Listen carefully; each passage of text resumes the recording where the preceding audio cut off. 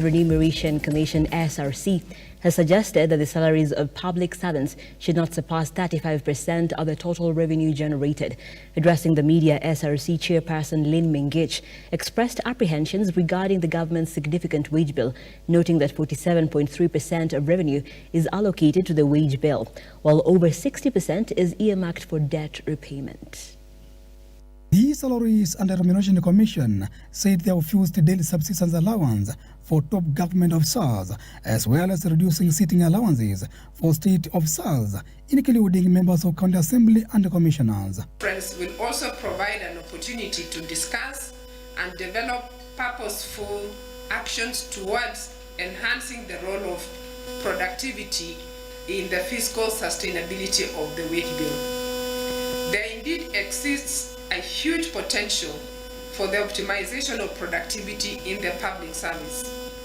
Improving public service productivity is a strategic intervention towards the achievement of the 35% wage bill to ordinary revenue ratio, and thus making available more resources for development and other government priorities. Megich said for Kenya to realize economic goals, the money spent on development must be higher.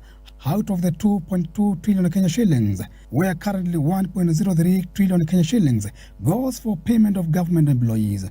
Our exchequer releases for purposes of recurrent expenditure, including mandazis and salaries, stands at 75%. The Cabinet Secretary for Public Service, Performance and Delivery Management, Moses Kuria, said his ministry is working on a formula to reduce both government employees as well as reducing their salaries and remuneration. He said this will realize more funds for development effort. Avoidance of doubt what I've said. When we undertake the review, everything will be on the table. Reduction of allowances, reduction of salaries, reduction of numbers. But as I've said, it is going to be process driven. It's not going to be, rule of the land. It's going to be analytical.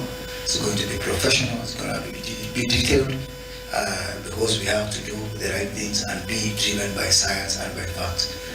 And on the issue of a question I like, what about if these people move to the private sector? That's what I want. Kuria also warned of institutions planning to have an autonomous independence of hiring more staffs by establishing boards to forget, since government is not intending to spend more funds on salaries and remuneration. Even the President of the Republic of Kenya, who is responsible for appointing the CAS, is assist of all these topics. These topics concern him even more than me, and he speaks about them every day.